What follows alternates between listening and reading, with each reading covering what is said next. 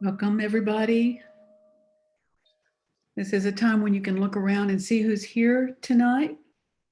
We have a nice full house. You might want to turn on your screen and see the faces of your Sangha mates.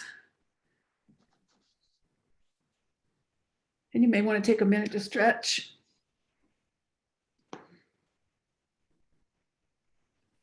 So my name is Thia Powers, and I'm here with my friends and co-Dharma leaders, Joy LiBethe and Larry Dawalt.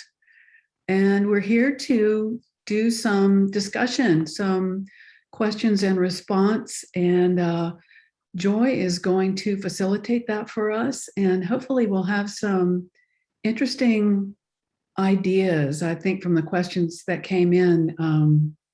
There's some interesting ideas to bat around tonight. So I'm looking forward to doing that right now. Thanks for being here. Okay, so in the past, before we were on Zoom a couple of times a year, we would have Dharma leader panels, and everyone would have the opportunity to ask any questions of the Dharma leaders, and we would try to respond to the best of our ability. So over the last week, I've received a number of questions from the Sangha, but tonight, if you have any questions, please feel free to chat them in or to raise your hand, and we'll sort of intersperse those with the questions that we've already received. So we're looking forward, instead of having a Dharma talk tonight, to have a discussion. And so Thea and Larry and I will be answering as best as we can the questions that you all have. So let me start with the first one. How would you describe or explain Buddhism in a fairly short response to someone who has limited Eastern philosophy background and asks in conversation, what is Buddhism? Larry, you want to take that one? You're muted. There we go. Well, silence is part of the practice, so I'll give myself a little credit there. I would describe Buddhism as a path made up of teachings and meditation that was discovered with the intent of the extinction of suffering. And then I'm sure I'd have some questions after that, but that's the way I would start it. I think I know that doesn't mention Nibbana, but at the same time, the extinction of suffering is something that certainly would put us in that direction. But teachings combined with meditation, following a path that hopefully leads to an extinction of that suffering. Somebody else? Yeah, Larry, I think that's a good summation of a really vast teaching. And I think the only thing that I would throw in is that you don't have to be a Buddhist to benefit from the wisdom in this path. It's just the teachings of the Buddha, and you can go all in, or you can have a different spiritual belief, or you can have no spiritual belief. It doesn't even have to be a spiritual practice, although it certainly can be. And that it involves ethics and wisdom and concentration. Yeah. Thanks. I just to add to that, that one of the things about Buddhism is it's really about a personal spiritual development. You know, the Buddha said, "Ipasiko, come and see for yourself." So unlike other traditions where there are certain things taught, this is encouraged for your own development and what you see. And that kind of brings us to the next question, which is, What is the difference between Theravada, insight, and Vipassana? So Theravada is one of the main branches of Buddhism, and it's the school that we follow in our Sangha. And it's usually thought of as two main branches in Buddhism, Theravada and Mahayana. Mahayana is very expansive and includes Zen, and sometimes Vajrayana is included as part of Mahayana, but they're the two basic large schools, the Theravada, and that's what we follow. And when we're following that, you know, just like the Dharma leaders just mentioned, meditation is an important part. Meditation and ethics and generosity are really important along this path. And the meditation that we do is called Vipassana, and that's the Pali word, which means to be able to see clearly, to be able to have insight. So insight meditation is Vipassana meditation. We also do samatha, which is a tranquility kind, but the which we normally focus on is on the Vipassana. And the reason that we focus on that is that helps us to come to know reality. It helps us to come to understand how dissatisfaction in our lives. It comes to help us to look at impermanence and non-self. And in Vipassana, Theravada is called the doctrines of the elders because our studies and schooling is based on the Pali Canon, which was the earliest documented suttas and commentaries on and stories of the Buddha, and so it's called the doctrine of the elders. Okay, next question. I would like to hear the Dharma leaders discuss how they feel about anti-vacciners. I find loving kindness or compassion challenging. I think Oh, go ahead. Yeah, go ahead. I think it's a great question because it's so timely and it really points to how attached we are to what we think is right. And I know that for me, I do believe in being vaccinated, but I have family members that have really such compromising health issues that they've chosen not to be vaccinated. And I think there's a lot of things that we don't know about people who choose not to be vaccinated. And we just need to be patient and really look at us, what's coming up for us, and look back at that loving kindness practice that, yes, it is challenging, but that's how we build capacity, is to keep going back to it. Larry, what do you think about that? I've been vaccinated 3 times, to be exact. And for me, it was the right thing to do. I'm a healthcare worker. I'm coming from that perspective. I studied the writings of a guy several years ago who one of his sayings was, the opposite of what you believe is also true. And in reflecting on that, there are certain folks that have information, they have perception that they believe they're coming from a perspective that what they believe is correct. I really like, Thia, what you said about attachment to what we believe to be right. I think that's very important, and it's on the right track. I think we live in a society now that is perhaps more attached to issues than ever before. And one goal for me is, regardless of the issue, can I see this as someone that I would potentially be caring for in an end of life situation? And can I extend them the same compassion right now in their life that I would extend to them were they dying? Thanks. I'd just like to add, if at times when it's really difficult to send loving kindness or compassion to someone, and that's a good time to send it to yourself. Mm-hmm. Because, you know, most of us on this path, want to be able to send that out to everyone, but that's very difficult at times. So then it's important to be doing that for yourself, and that will also build that loving kindness, compassion muscles. Okay, next question. How do you live fully into your values, interests, and callings without getting snagged by attachment to outcomes? In other words, how do you balance engagement and equanimity? Larry? I like that one. I think that's an excellent question. And I think it's one that applies not only to the business world, but it also applies to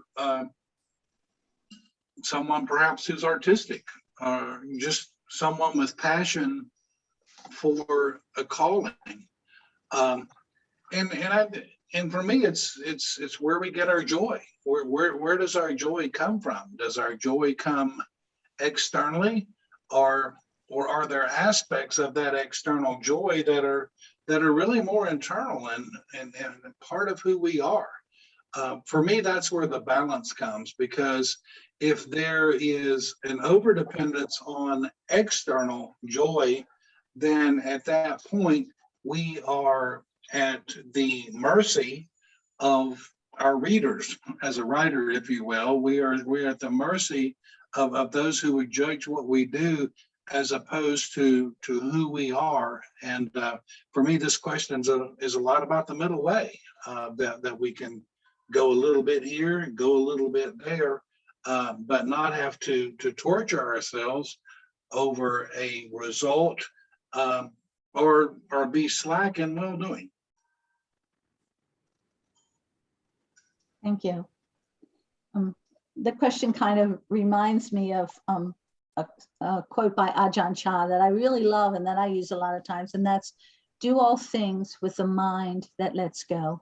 And that's really hard for us, but I try to say that to myself, to try to keep that balance in there. Okay, next question. So last week, Clyde gave a great talk on words that he had difficulty with. And he invited you all to write to me any words that you might be having difficulty with. So here's some of these words: ignorance and delusion. I choose to interpret as to unwittingly ignore because I cannot see or know until I'm ready to, and yet I still sense a tightening in my chest with both words for how my mind was taught to equate these to stupidity and a mental health disability. Thea, you want to address that? Yeah, I think that's words are so powerful and so common that we don't sense the power behind them sometimes. And that's one reason why I'm careful with the word ignorance, even though I understand that, we truly are ignorant until we don't know certain things that free us from our suffering. It's sort of an innocent ignorance sometimes, as opposed to a chosen ignorance. I guess you could begin to parse it out that way. I do think that's a loaded word, and that we would do well to explain it when we use it, but that it's not being used as a put down, because in some sense we're all ignorant of many, many, many things. We don't even know what we don't know. Delusion. I personally don't have too much problem with that, because I do see my delusion on a regular basis. My attachment to outcome pops up all the time, and thinking that I can control things pops up all the time. So delusion is a word that might seem to rob us of our hope in some way. because, part of Buddhism is really looking at things exactly the way they are. And that means not wishing for them to be different. And so some parts of this path are, they're to wake us up from our comfort zone. And I think that's one of those words that serves that purpose.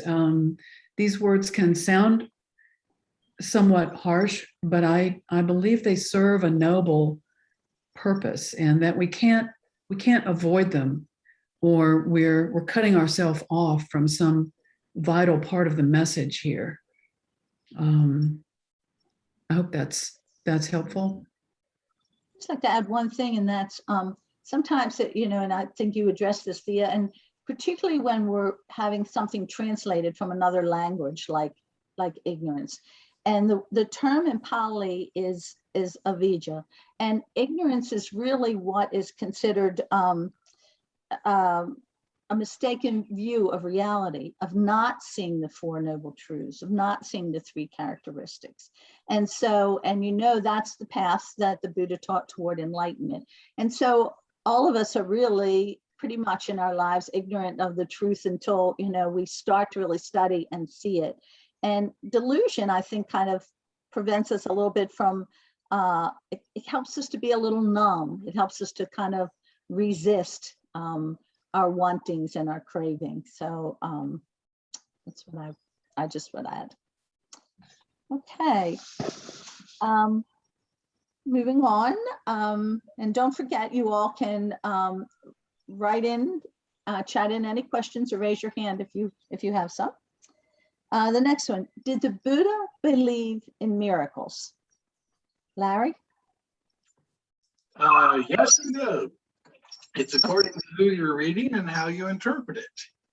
And of course, your definition of a miracle, which I think a miracle can be looked at in terms of reconciliation, can be a miracle.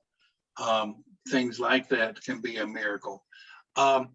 For me, I know I'm going to get out of this question real quick, but for me, it's a matter of the literature. And I do not know that much in the teachings of the elders, which is our traditional Theravada text. I've not discovered that much of it yet myself. I don't see much in the teachings about miracles, so we don't really know if he believed in miracles, but I certainly think he probably experienced some really mind-blowing things, abilities and healings and reconciliations and life-changing events. And so I agree with Larry. How do we define a miracle? Because there are some causes and effects in the path that are some might think miraculous, but really they're due to practicing, and getting certain results. So it's an interesting question. My answer is I don't know. Good response, because we don't know, but we do know that Buddha taught there were causes and conditions that lead to everything. But it's also true, as regardless of whether the Buddha believed in it, the more mindful we can become, the more we can see miracles in everything. And so I think that's maybe defined as personal awe. Okay. Next question. I'm working on it in my sits all the time, but a feeling I keep struggling with lately is anger. And sometimes when I best describe as grudges, mostly about things that were not intentionally done to hurt me, but still did. I want to move through or move on from this feeling, but often get stuck. Is there a way to work with anger or somehow turn it into a wise emotion practice that I can try or that you have found helpful? Is there an opposite to anger that is on the side of wisdom that I can try to practice as a counterbalance? Thea, you want to take that one? Sure. Well, for me personally, I, at one point, felt like I had anger issues, and I could probably still have a quick temper if pushed on certain things. And I think one of the most helpful things, again, was having compassion for myself. When I would get so angry over something that seemed unjust, and really worked up about it. And to see that, so kudos to you, first of all, for seeing that, for noticing it, and for working with it, because that means you're already doing exactly what you need to be doing, and exploring how do I work with this? How do I not push it away? How do I see it and feel it?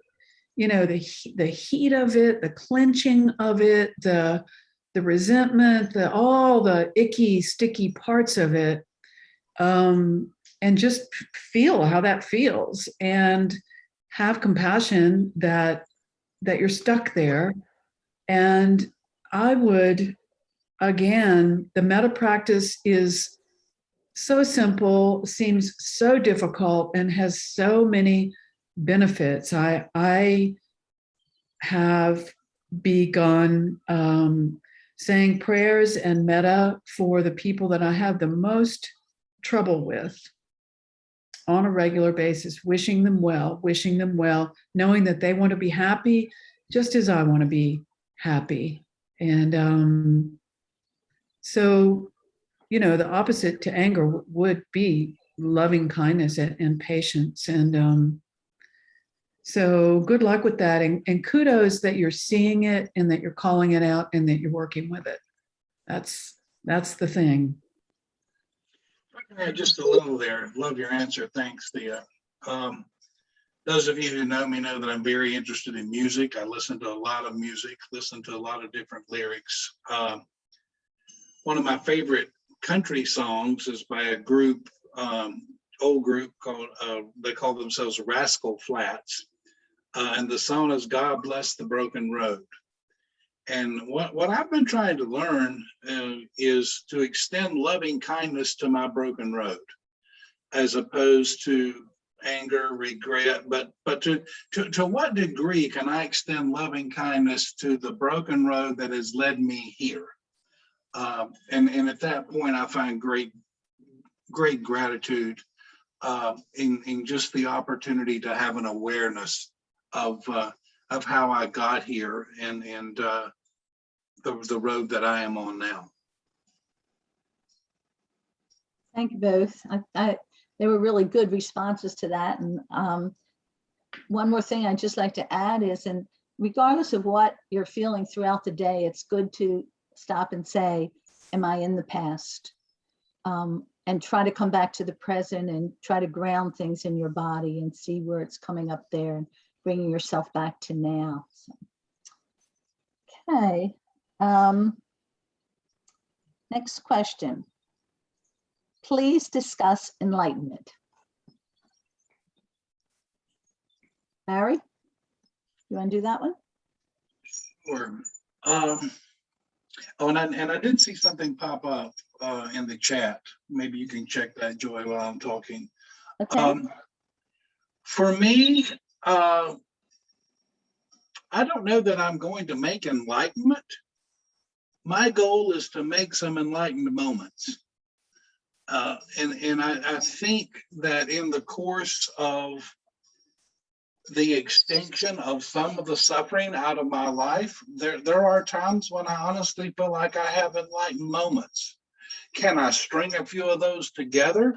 I would like that very much. But enlightenment is something that I think we don't know completely what it is. I think we have a really good example of what it might be. For me, the goal is enlightened moments. And I think the more of those enlightened moments we have, the more we have an opportunity to have some extinction of our suffering. Mm-hmm. Yeah. The word nibbana, the word for enlightenment, means extinction or snuffing out. It's it's also thought to be beyond words, and so trying to talk about it is a funny exercise, because it's the isness, the vast emptiness.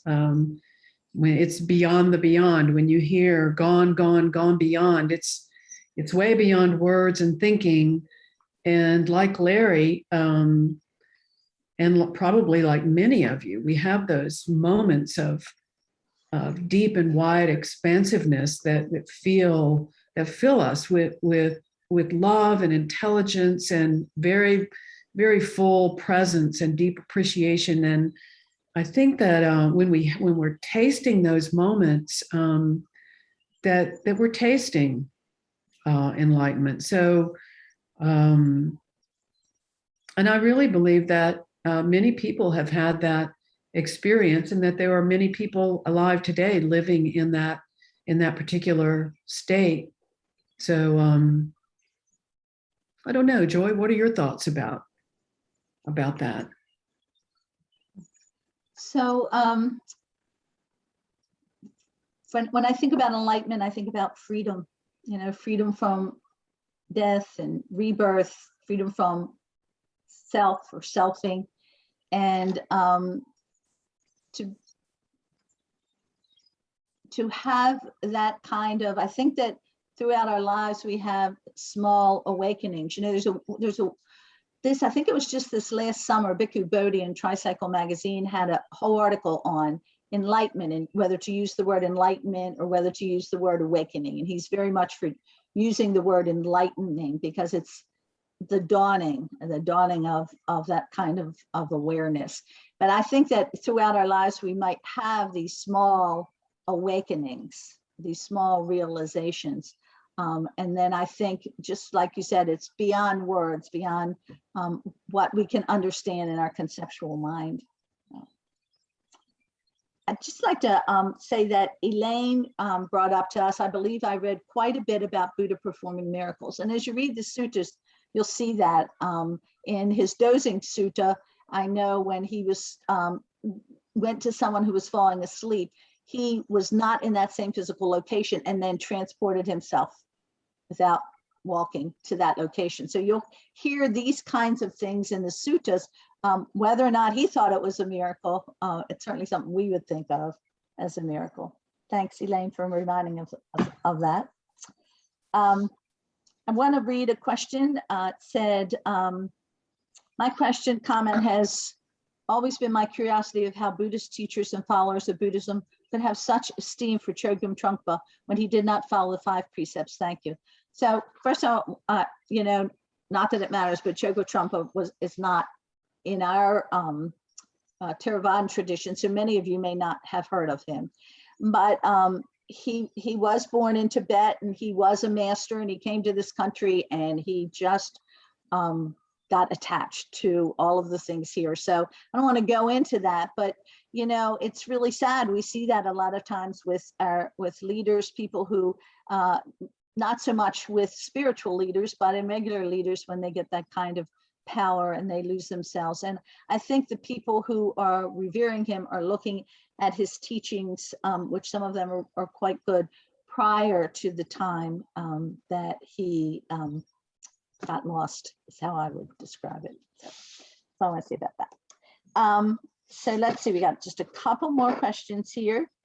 What are recommended suttas the Buddha taught to beginning lay practitioners? For me, there's 3. Mm-hmm. And if I don't pronounce them right, please forgive me. But the one that immediately stands out is the sutta on the setting of the wheel of the Dharma, because that is a launching. And there's a lot of understanding that comes from studying that. The Anapanasati, the sutta on breathing, I think is very, very valuable. And then, of course, the Satipatthana Sutta, the 4 foundations of mindfulness. But I would encourage you, if you're at access to Insight especially, but just with Google, if for instance, impermanence, sutta on impermanence, sutta on 3 marks of existence. If you'll just get close to that, there are those that will come up, but for me, those 3 stand out. Thea, did you have anything you wanted to add? I agree with everything that Larry said. You know, starting with the Four Noble Truths, certainly, and the mindfulness suttas and the Eightfold Path, and just Googling those, you'll have reading material for years, and you'll have your practice laid out for years. So, and I mean that's what he came out of the gate with. Those were his initial teachings. So that's suitable for beginners. Thanks. I would agree with those 2. I'd just throw in there as well the Metta Sutta for us to read. And what Larry said was it's access to insight.org, and you can go look up all kinds of wonderful things there and find your suttas there if you don't have the books. So we're right at the end, but I've got one more question, and I think I'd like to throw that out there is, what are 1 to 3 books that have been most pivotal for you in your spiritual journey, and why? Thea, you want to start? Yeah. There's a book that I really love by Martin Laird, and it's called Into the Silent Land, and it explores the contemplative tradition across many spiritual practices, and it's a beautifully written book. He's a wonderful writer. Martin Laird, Into the Silent Land. I also love The Logic of Faith by Elizabeth Mattis Namgyal, which is about how connected we all are, and the miracle, I'll use that word, of how everything works so beautifully together. The Logic of Faith by Namgyal, Namgyel. And a book that I keep, I have 2 copies of, one in my office and one in my bedroom, The Noble Eightfold Path. Almost anything that Bhikkhu Bodhi has written is extremely helpful. So I'll go with those 3. Thanks. Larry? Noble Eightfold Path was on my list. It's a must, and the more copies you have of that, the better. I would like to have a copy of that for every pair of reading glasses that I have. They should just be sort of scattered around everywhere in my mind. Bhante Gunaratana, Mindfulness in Plain English. I think it's just a wonderful resource book, and one that covers so many different things in such a simple way, and it gets you started to his writings, which go on and on, deeper and deeper and deeper. And then for me, Joseph Goldstein, Mindfulness, A Practical Guide to Awakening. I just cannot get enough of that. I also have the 3 different teachings on that on audio. I do a lot of audiobooks. We learn in different ways, and for me, I enjoy reading, but I drove 3.5 hours today, and I made 2 short books, and it's just for me, it's the way I learn. And in terms of your internal representation system, if you listen, if you learn that way, you're still reading. It's still going in. Thanks. They're wonderful books that you all brought up. For me, when I first started practicing, it was Zen. So it was my first Zen teacher, Sung Sahan, who wrote the book Don't Know Mind. And then I fell into Jack Kornfield's writing of The Wise Heart. And that's really what brought me to the Theravada path. And since then, I'd have to say that Emptiness by Guy Armstrong is the most profound book that I've read in our teachings, and probably would be the one book that I would keep if I could only have one book. So I want to thank Thea and Larry for all their insights and for sharing with us tonight. And thank you. And Clyde mentioned that there are introductory resources on our website at imccharlotte.org. So thank you all. And Larry, I want to turn it over to you now. Okay, I'm going to do the announcements, and then after that, we'll do our metta. Thea, if you'll keep your bell handy at the end of our metta and give us some rings, I will appreciate that very much. Most of the announcements, of course, are on our website, imccharlotte.org, which you obviously know how to get to, or you wouldn't be here tonight. Starting October 5th, we are offering a series of basic classes, and you can register for that, of course, on the website. The Unbinding Book Discussion Group is ongoing the first Thursday of each month with Joy. October 20th through November 10th, we have a fall series that our Dharma leaders will be presenting on the 7 factors of awakening, and that'll be in this time slot on Wednesday night. November 6th, we are having a virtual day-long retreat. This is a virtual retreat. The theme is the River of Life, Impermanence, Dying, and the Other Shore. Registration is open for this. It's filling up, but Joy and I are really looking forward to this time to have a day long, and hope you can join us for that. November 13th, 1 to 4, an introduction to insight meditation. This is with Clyde Alexander. We appreciate Clyde presenting this. And my understanding is that this will be at Milford Chapel. And somebody correct me if that is not accurate. That is correct. Thanks, Thea. Tuesday noon, these are live, but these meditations continue.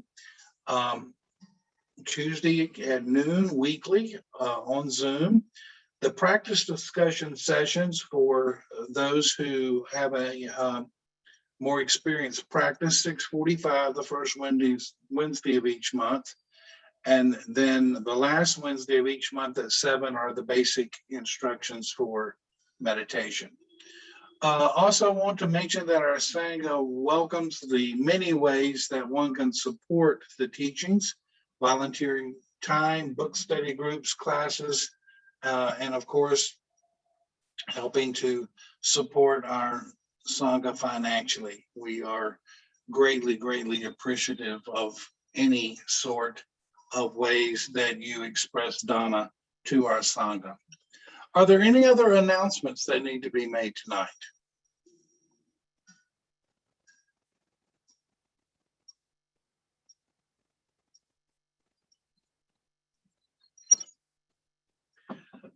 Okay, well, thank you all again for being here. Really appreciate it. Appreciate the questions, and not sure when, but we will be doing this again.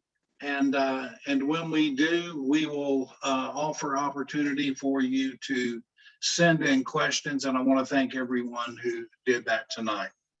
So let's get into an opportunity position-wise to be still, to meditate, and let's finish with our metta tonight.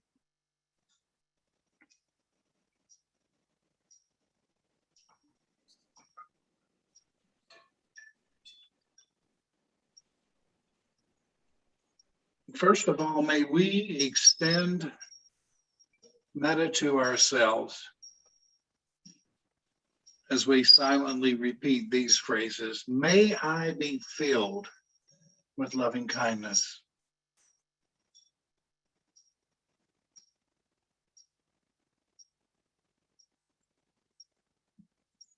May I be safe from inner and outer harm.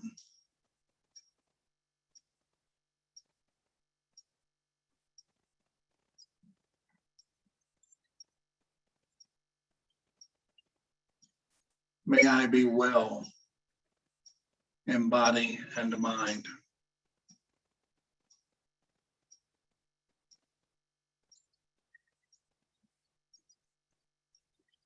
May I be at ease and happy.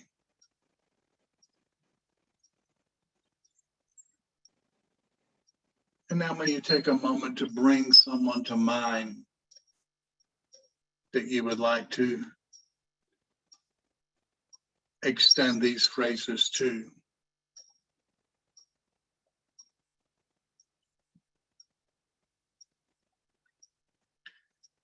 May you be filled with loving kindness.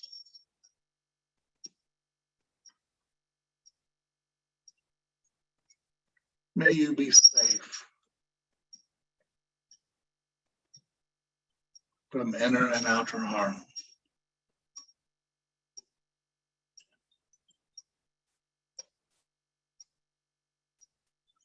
May you be well in body and mind.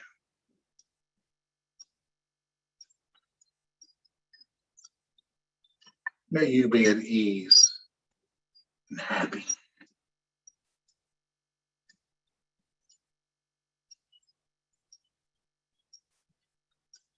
And now to all beings everywhere, and to those who are gathered on this call tonight, may you be filled with loving kindness.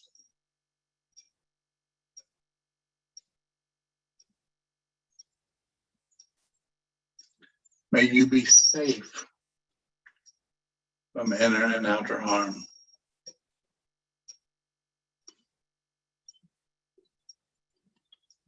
May you be well in body and mind.